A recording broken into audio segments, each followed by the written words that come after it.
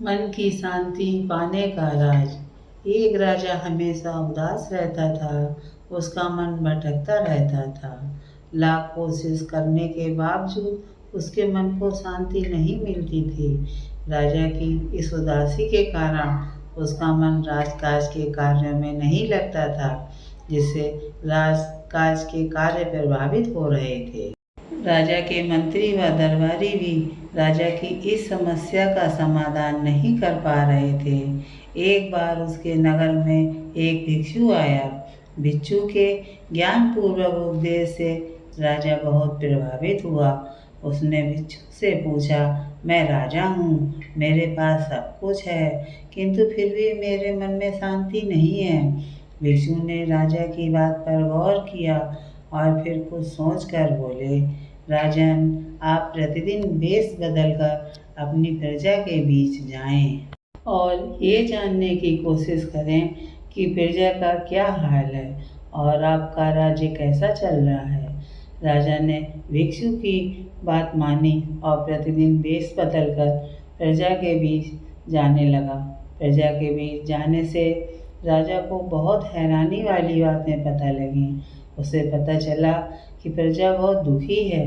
उसके राजकाज के कार्यों में कम दिलचस्पी लेने की वजह से राज्य के अधिकारी लापरवाह और रिश्वतखोर हो गए हैं।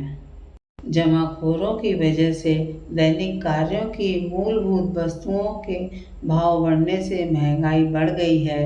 खाना पानी की समस्या, कहीं स्वास्थ्य सुविधाओं का अभाव था।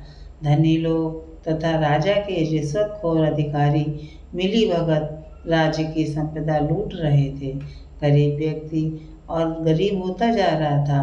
प्रजा में राजा के प्रति आक्रोश बढ़ता जा रहा था। किसी भी वक्त प्रजा राजा के खिलाफ विद्रोह कर सकती थी। ये सब जानकर राजा तुरंत सब कुछ भूलकर राजकाज के कार्यों में जुट गया। रिश्वतखोर अधिकारियों को गिरफ्तार कर जेल में डाल दिया। जमाखोरों के गोदामों पर छापे मारकर सारा माल जब्त किया गया। राजा ने खुला दरबार लगाकर प्रत्यक्ष रूप से प्रजा की समस्याएं सुननी शुरू कर दी और जितनी जल्दी हो सकता था उन समस्याओं का समाधान करने लगा। प्रजा के मन में राजा के प्रति सम्मान बढ़ने लगा। कुछ दिनों बाद भिक्षु राजा से मिला और पूछा, राजा, आपको कुछ शांति प्राप्त हुई? राजा बोले, मुझे पूर्ण रूप से शांति तो नहीं मिली, किंतु जब से मैंने अपनी प्रजा के दुखों के बारे में जाना है, मैं उनके दुख निवारण में लगा हूँ। इससे मेरे मन को थोड़ी थोड़ी शांति मिल रही है। तब भिक्षु ने समझाया, राजन, आपने शांति के मार्ग को खोज लिया है, बस उस पर आगे बढ़ते जाएं। एक राजा तभी प्रसन्न रह सकता है जब उसकी प्रजा सुखी हो।